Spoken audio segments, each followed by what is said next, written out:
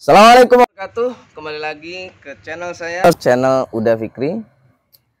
Teman-teman, sekarang kita akan membahas topik yang menarik, yaitu dinasti akademik. Nah, apa itu dinasti akademik? Ya, gitu ya. Jadi, kalau kemarin-kemarin kan kita rame ya membahas tentang dinasti politik. Nah, ini nggak apa-apa ya, karena kebetulan saya juga sudah mulai membuka keran untuk membahas politik ya. Jadi akan sedikit-sedikit saya membahas dinasti politik ya. Karena dari situlah awal dari saya ingin mengangkat isu tentang dinasti akademik. Ini udah dinasti politik aja polemik ya, bermasalah, rame gitu ya. Ada yang mengatakan praktek seperti inilah yang dinasti politik, ada juga yang bilang oh enggak, ini bukan dinasti politik, atau ini memang dinasti politik terus kenapa gitu ya. Nah terus sekarang ada lagi yang disebut dengan dinasti akademik. Wah, apalagi ini. Nah sebelum kita membahas dinasti akademik ya, kita bahas dulu dinasti politik ya. Jadi karena akarnya atau awal dari istilah dinasti akademik itu saya angkat ya, itu kayaknya baru saya yang membuat istilah dinasti akademik ya. Jadi sebelum ke situ kita ke dinasti politik dulu ya, atau dinasti secara umum ya. Dinasti dulu deh ya. Dinasti itu secara umum adalah serangkaian strategi manusia dalam rangka atau apa ya istilahnya, ya dinasti itu berasal dari sebuah sistem pemerintahan atau sosial, terutama dalam konteks kekuasaan, yang mana yang berkuasa itu berdasarkan kekeluargaan, ya kekeluargaan atau keturunan gitu. Jadi kalau di zaman kerajaan, itu disebut dengan dinasti. Ya, sistem pemerintahan atau sistem sosial ya, terutama yang dalam konteks kekuasaan itu berdasarkan kekeluargaan atau keturunan. Yang berhak menjadi raja selanjutnya itu adalah anaknya, gitu ya. Kalau di Cina dulu itu yang bisa menjadi emperor ya atau kaisar itu harus anak laki-laki dari raja, gitu ya. Raja sebelumnya, atau yang bisa menjadi raja selanjutnya itu adalah anak laki-laki dari raja sebelumnya. Nah, seperti itu ya. Itu kan menarik sekali ya kalau kita mempelajari ya bagaimana sistem pergantian kekuasaan yang ada di sistem dinasti, ya enggak? Itu di Cina. Ya kalau di Indonesia juga sama, di zaman kerajaan Sriwijaya, terus Majapahit, apa ini namanya? Singosari kalau di Jawa, kalau di Sumatera ada kerajaan Aceh dan seterusnya. Itu ya sama ya, dinasti di situ ya. Siapa yang bisa menjadi raja selanjutnya itu adalah anak laki-laki, biasanya anak laki-laki. Atau kalau di Inggris ya, itu kan juga dinasti, sampai sekarang masih dinasti ya, karena sistem pemerintahnya sama dengan di Malaysia. Malaysia kan masih ya, itu adalah monarki absolutnya, itu kan dinasti. Jadi yang bisa menjadi pemimpin selanjutnya adalah anaknya. Ya, kalau di Inggris itu anak perempuan pun bisa ya menjadi ratu begitu ya. Ratu Elizabeth yang terakhir itu ya. Yang keberapa ya Ratu Elizabeth yang kemarin itu ya, saya lupa yang meninggal itu. Nah, sekarang yang menjadi raja Inggris adalah siapa itu? King Charles itu, anak dari ratu sebelumnya. Nah, itu dinasti ya, teman-teman ya. Terutama kalau sistem pemerintahnya adalah monarki absolut atau kerajaan. Nah sekarang dinasti politik. Nah, dinasti politik itu bagaimana? Ya mirip-mirip juga dengan dinasti kerajaan ya secara umum, di mana kekuasaan itu dilanjutkan ya atau diserahkan kepada orang lain yang masih memiliki hubungan kekeluargaan. Ya, kalau mungkin gini, tidak melulu anak ya. Kayak di Arab Saudi itu Raja Salman itu bukanlah anak dari raja sebelumnya. Raja sebelumnya itu kalau nggak salah saya lupa ya, Abdul Aziz atau siapa ya. Oh, Raja Fahd ya, Raja Fahd. Raja Fahd itu sebenarnya punya anak ya, dan seharusnya anak dari Raja Fahd itu yang melanjutkan kekuasaan kerajaan Arab Saudi, tapi entah karena apa yang melanjutkan kerajaan Arab Saudi itu adalah adiknya. Kalau nggak salah Raja Salman itu adik dari Raja Fahd ya. Tapi ya begitulah yang namanya politik ya. Politik kerajaan itu pun ada di dalam internalnya ya. Itu banyak sekali lah film-film yang menunjukkan intrik-intrik politik antar anggota kekeluargaan ya. Gimana caranya biar mereka bisa duduk di singgasana raja, seperti itulah. Menarik sekali. Nah, kalau dinasti politik ya mirip-mirip ya. Jadi ketika pergantian kepemimpinan itu anaknya ya atau saudaranya atau siapapun yang masih ada hubungan kekeluargaan dengan pemimpin atau penguasa sebelumnya. Nah, itu disebut dengan dinasti politik ya. Kalau kemarin kan Jokowi ya, dan sampai sekarang sih ya masih diserang dengan isu dinasti politik begitu ya. Ya, dinasti politik kan masih sah-sah saja asal tetap dalam kerangka demokrasi ya.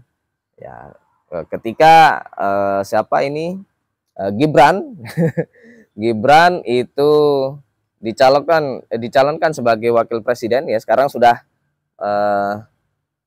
sudah resmi atau istilahnya sudah terpilih menjadi wakil presiden, dan Gibran ini memang merupakan anak dari Jokowi ya, presiden sebelumnya, tapi kan dia tetap melalui jalur-jalur demokrasi ya kan, pencalonan, terus pemilihan dan seterusnya, dan ternyata dia dan juga Prabowo ya sebagai presiden terpilih gitu ya.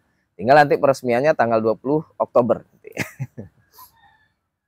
Nah, dinasti politik itu terjadi hampir di seluruh seluruh dunia ya. Kalau di mana? Di Thailand ya, terus di mana lagi? Di Filipina ya. Saya lupa nama-namanya.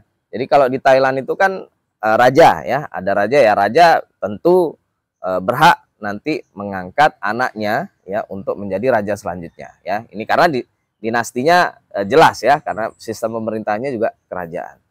Tapi kalau ini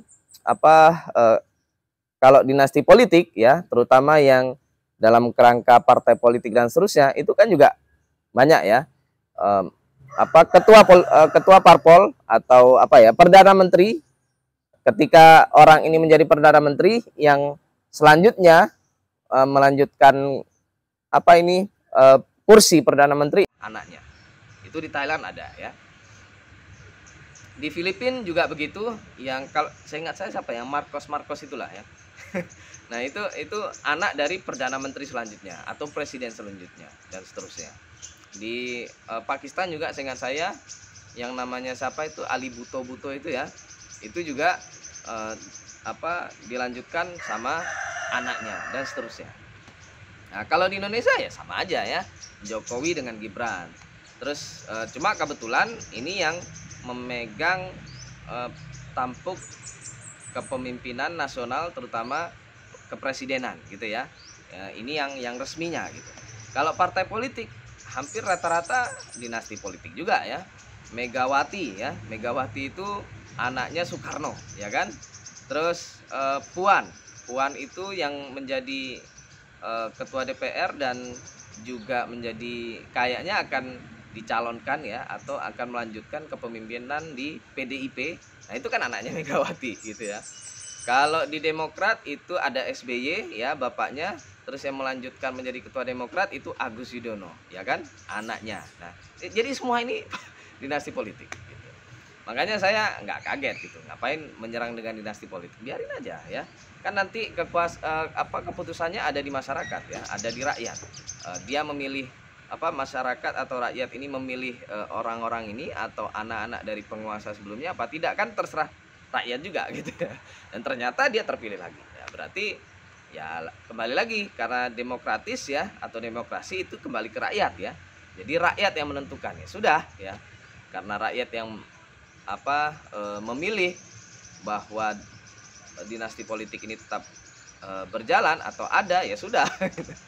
Ya, kayak Puan Agus Yudhoyono kan terpilih menjadi anggota DPR ya, atau saya kurang tahu dengan yang lain ya.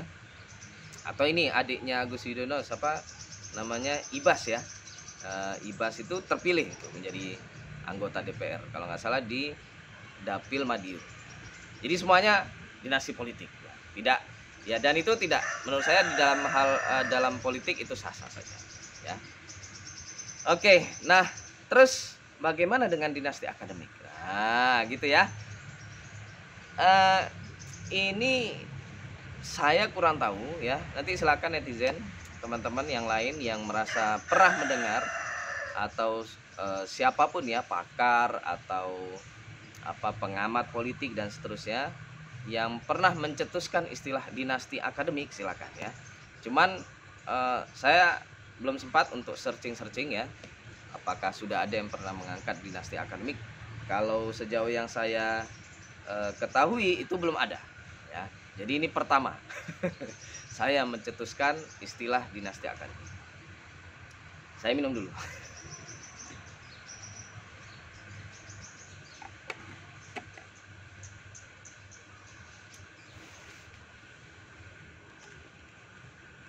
Sebentar.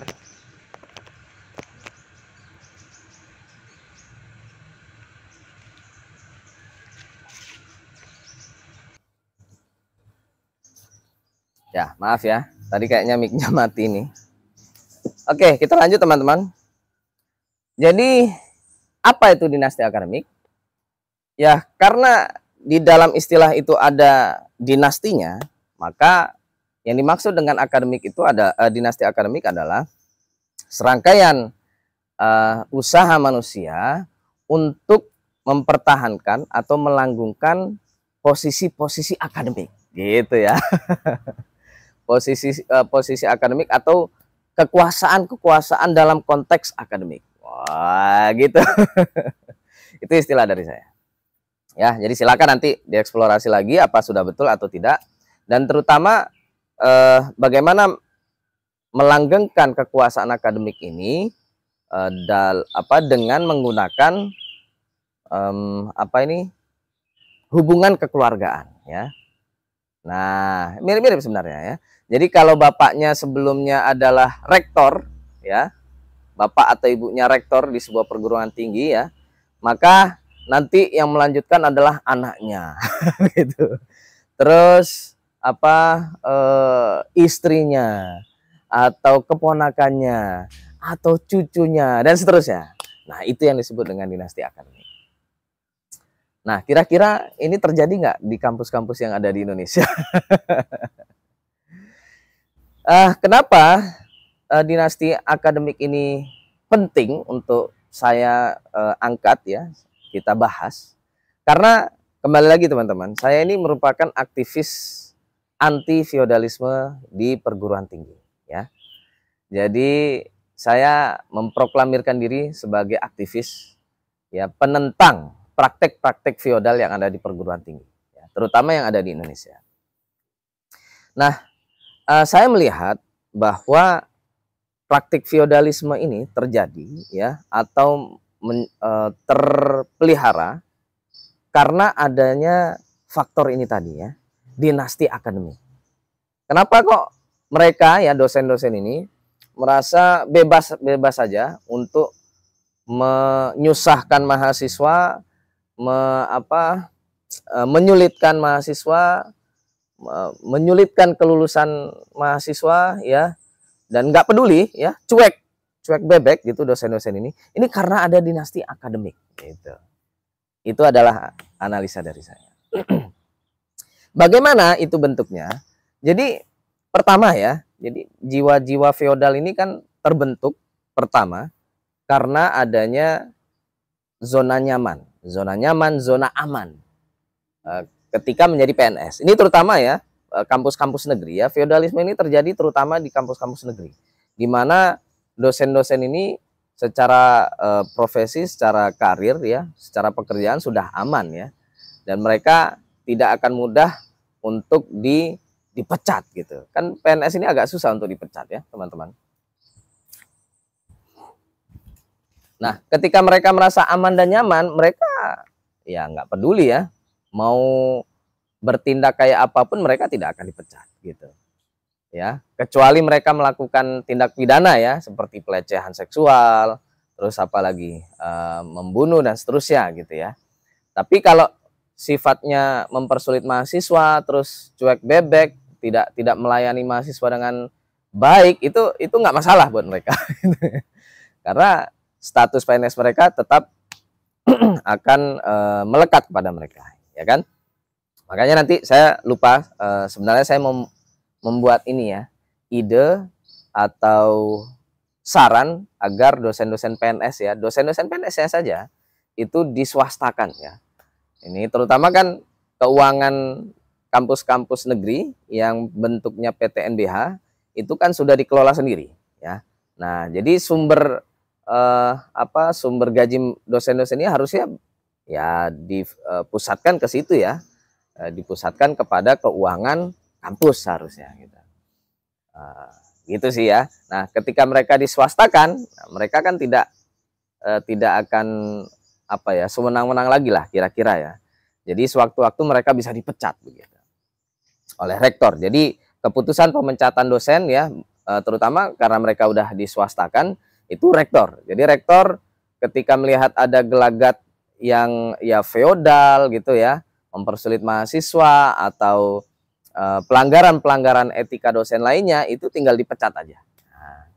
Nah, kalau ASN, PNS kan susah. Itu yang memecat harus, nggak tahu presiden apa kementerian ya. Ya silakanlah itu. Nah, jadi teman-teman, ketika mereka ini sudah nyaman dengan dan aman dengan status PNS ya, mereka ya seenaknya sendiri ya terhadap mahasiswa. Ditambah satu lagi, mereka ini merupakan orang dalam gitu. Orang dalam bagaimana? Rektornya itu bapaknya, wakil rektornya itu omnya, kaprodinya itu tantenya, siapa lagi? Atau ibunya gitu kan, dekannya itu ibunya. Jadi anak-anak atau keluarga dari pejabat-pejabat kampus ini karena merasa punya backingan keluarganya atau orang tuanya yang menjabat di kampus itu, jadi ya seenaknya sendiri gitu ya kepada mahasiswa gitu. Mereka tidak akan dipecat ya. Seperti nah ini kembali ya kepada masalah saya. Seperti kaprodi saya itu kan merupakan anak atau keluarga dari rektor sebelumnya atau pendiri kampus itu ya. Nah, jadi ditambah wakil rektornya itu masih saudaranya, besannya, dosen-dosen yang lain itu masih anaknya, keponakannya dan seterusnya. Jadi mereka ini kuat ya. Nah, karena itu tadi, karena dinasti akademik itu loh. Jadi yang bisa menjadi dosen di kampus itu kalau nggak anaknya, keponakannya, lihat aja ya. Di kampus ini ya, kampus S3 saya ini, itu hampir rata-rata ya, kalau nggak anaknya dekan ya, profesor yang ada di kampus itu, terus apalagi anaknya rektor, keponakannya rektor, cobalah ditelusuri. Itu kalau rektor ini ya, rektor dari kampus S3 saya ini mau buka-bukaan hubungan antara satu dosen dengan dosen lainnya ya, dan terutama antara pejabat dengan dosen, dibuka semuanya gitu ya. Oh, ini anak saya, ini keponakan saya. Wah, itulah. Nah, itu akar permasalahan dari feodal itu, teman-teman. Dua itu ya. Dari jiwa PNS ya, yang sudah merasa aman dan nyaman, dan juga dinasti akademik. Nah, itu kenapa saya perlu mengangkat tentang isu dinasti akademik ini, teman-teman. Ini yang membuat aksi feodal ya, feodalisme dosen ini terpelihara sampai sekarang. Ini harus diputus. Kalau Anda nggak terima Gibran menjadi wakil presiden karena dia anaknya Jokowi ya, karena dinasti politik, nah coba dari Anda sendiri bagaimana? Anda sendiri juga mendirikan dinasti di sini ya, untuk melestarikan pengaruh dan juga kekuasaan Anda. Nah, gitu loh. Ya, itu akar permasalahan dari feodalisme ya yang ada di perguruan tinggi. Di kampus lain ya juga sama aja. Kita lihat aja ketika rekrutmen dosen ya dan juga pegawai itu kan selalu yang membayang-bayangi kita adalah orang dalam, ya enggak? Nah, satu kampus ya, saya lihat sendiri itu, dia bisa lulus tes CPNS itu karena dia menantunya. Terus yang satu lagi karena teman dari menantunya, ya kan? Terus apalagi anaknya dan seterusnya dan seterusnya. Meskipun ya ketika tes CPNS itu yang betul-betul netral ataupun fair itu adalah tes CAT ya atau tes apa ini namanya SKD ya, seleksi tes atau gimana lah itu yang kompetensi dasar itulah ya, terutama yang berbasis komputer itu betul-betul fair ya. Jadi siapapun bisa. Tapi kalau sudah sampai wawancara, micro teaching yang harus melibatkan orang-orang kampus, nah ini KKN-nya, nepotismenya sangat kuat sekali. Jadi siapa Anda? Apakah pertama ya, apakah Anda alumni itu satu, terus yang kedua Anda dibawa oleh siapa? Gitu. Itu selalu seperti itu. Ini nepotisme ya yang ada di perguruan tinggi teman-teman. Jarang sekali dibongkar, dikuak ya, dikuak ya betul ya, dikuakkan gitu, terkuak gitu. Nah ini saya awali, ini harus dibahas ini. Mudah-mudahan nanti podcaster yang lain juga membahas ya dinasti akademik yang ada di perguruan tinggi di Indonesia. Karena ini akar permasalahan ya yang membuat feodalisme dosen perguruan tinggi itu tetap lestari. Ya, salah satunya selain jiwa PNS itu tadi. Jadi teman-teman itulah dinasti akademik ya. Seperti kasus saya, coba dilihat lagi ya kasus-kasus saya. Kenapa kok akhirnya si Kaprodi ini kuat sekali ya? Saya padahal berharapnya Kaprodi ini minimal saja dicopot dari posisi dia sebagai Kaprodi itu. Karena ini kan sudah bersinggungan dengan kekuasaan. Lihat aja kasus saya. Dia nggak mau tanda tangan disertasi saya karena dia Kaprodi gitu loh. Padahal yang namanya promotor sudah menandatangani. Nah itu kekuasaan sudah bermain di situ. Seandainya dia bukan Kaprodi ya, enak-enak aja, biarin dia mau feodal kayak gimana pun sama mahasiswa lain ya udah saya juga nggak peduli gitu ya. Tapi kok kebetulan ya inilah mungkin hikmahnya kenapa harus saya yang merasakan tindakan feodal si Kaprodi ini karena saya yang berani membongkarnya. Nah gitu loh teman-teman. Ya kemarin juga aduh rame ya. Bentar saya minum dulu.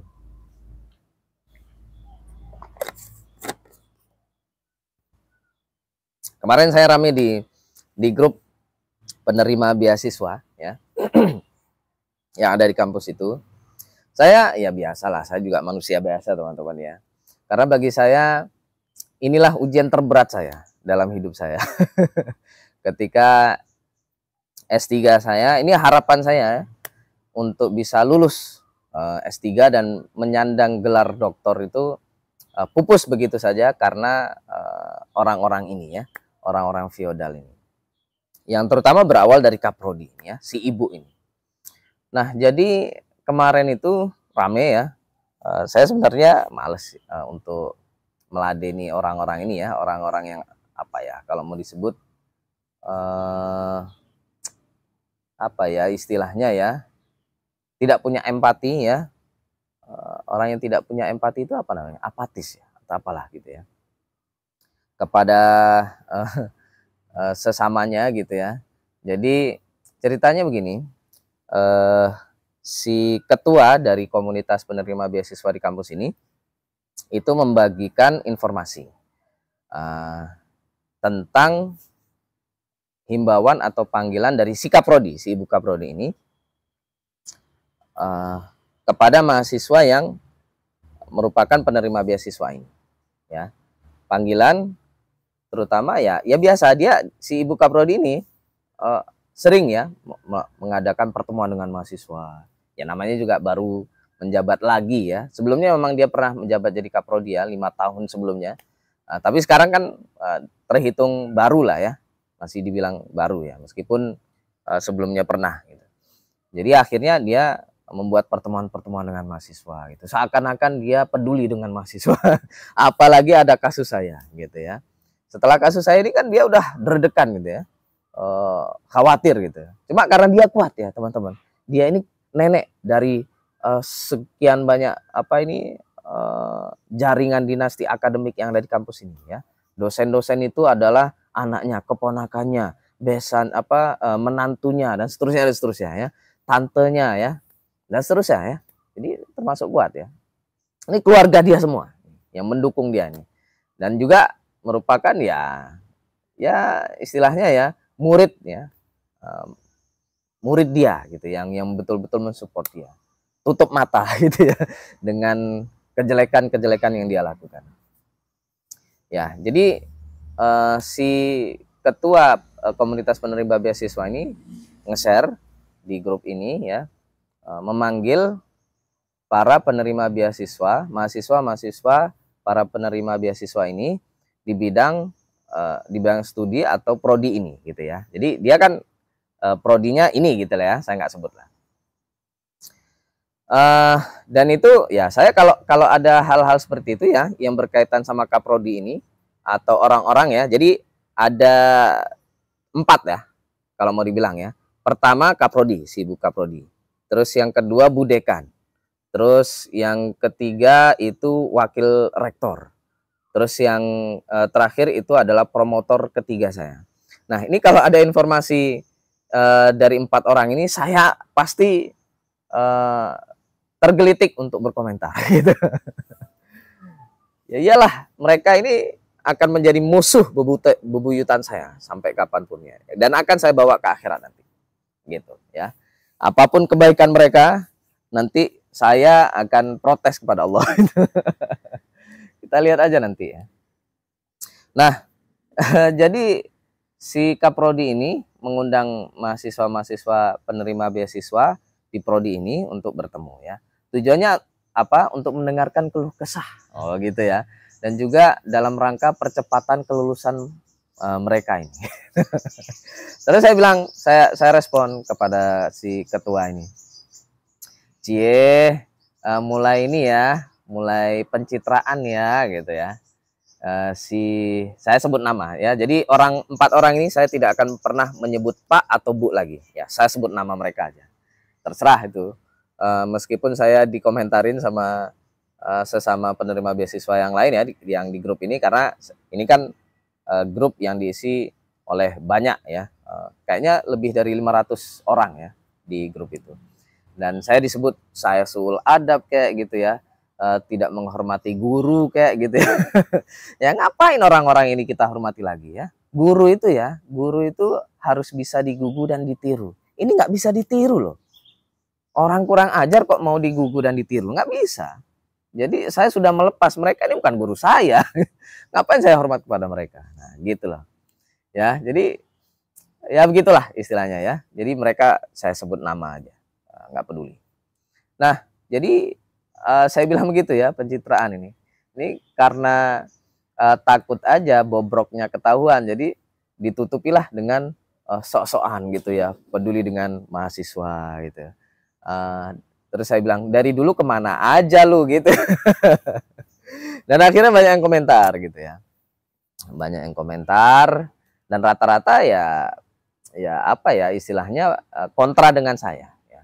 Dan satu yang paling menggelitik ya, paling apa ya istilahnya, banyak yang bilang itu masalah pribadi jangan dibahas di grup yang besar inilah gitu. Di kita semua jadi terganggu gitu ya. Harusnya grup ini digunakan untuk saling mendukung sesama awardee satu sama lain gitu. Bukan malah membahas masalah pribadi begitu. Nah, itu langsung saya makan itu. Lah, katanya grup ini ditujukan untuk saling mendukung satu sama lain. Lah, saya tidak termasuk di dalamnya. Padahal saya mencari dukungan ya. Jelas lah saya mencari dukungan. Karena selama ini saya seakan-akan jalan sendiri ya. Jalan sendiri, padahal korban dari si ibu kaprodi ini banyak gitu ya. Cuma ya saya paham lah, mereka nggak berani berbicara gitu kan, nanti karirnya apa namanya, terpengaruh lah dari seandainya mereka berani bersuara kan gitu-gitu ya. Nah minimal kan jangan sampai ada narasi-narasi yang menyalahkan saya kan gitu kan. Ini seakan-akan rata-rata mereka suul adab kayak, terus apa ini itu masalah pribadi Anda sendiri kayak gitu. Aduh ya. Nah itu yang akhirnya men-trigger saya untuk membuat ini juga ya, konten ini teman-teman. Ya jadi ya dari situ ya akhirnya banyak itu yang komentar. Jadi apa yang namanya awardee ya atau penerima beasiswa itu harus saling mendukung kecuali saya. Jadi nggak tahu kenapa saya dikecualikan ya. Tapi alhamdulillah ada juga satu orang ya, satu atau dua orang yang bilang begini. Nih satu hal ya, menarik, ada yang komentar begini. Sekarang ini kan perguruan tinggi itu mengejar akreditasi internasional. Nah, kalau di akreditasi nasional itu tidak ada item ya yang berkaitan tentang apa ini well-being ya. Well-being itu apa ya? Kesehatan mental mahasiswa. Itu tidak ada. Tapi di akreditasi internasional ya, ini baru tahu ya saya juga dari teman-teman ini. Kalau di akreditasi internasional itu kesehatan mental mahasiswa itu juga dipertanyakan, gitu. Kalau ada mahasiswa yang terganggu kesehatan mentalnya, apakah ada dari faktor dosennya atau tidak? Nah, gitu loh. Nah, ini mudah-mudahan ya, asesor internasional nonton video saya, ini kesehatan mental saya terganggu karena sikap prodi dan orang-orang ini. Ya, mudah-mudahan gagal dia, ya, si prodi ini atau kampus ini untuk mendapatkan akreditasi internasionalnya. Dan banyak loh mahasiswa yang terkena mental ya gara-gara feodalisme dari dosen-dosen. Nah, gitu ya, teman-teman ya. Ya, begitulah. Ya, kita bilang Israel itu standar ganda, Amerika standar ganda, tapi kalian sendiri juga standar ganda. Ya, yang Anda dukung itu Anda pilih-pilih gitu. Terus ada lagi satu hal gitu ya. Janganlah sakit hati itu akhirnya menghilangkan akal sehat gitu ya. Itu ditujukan kepada saya gitu. Tapi tidak ditujukan kepada dosen-dosen ini. Inilah teman-teman ya, saya menyarankan ketika memberi nasihat itu jangan pilih-pilih lah. Ya. Kepada yang Anda sebut guru-guru ini coba disampaikan juga nasihatnya. Nah, jadi nasihat itu harus apa ya? Universal. Nah, itulah ya kira-kira teman-teman ya.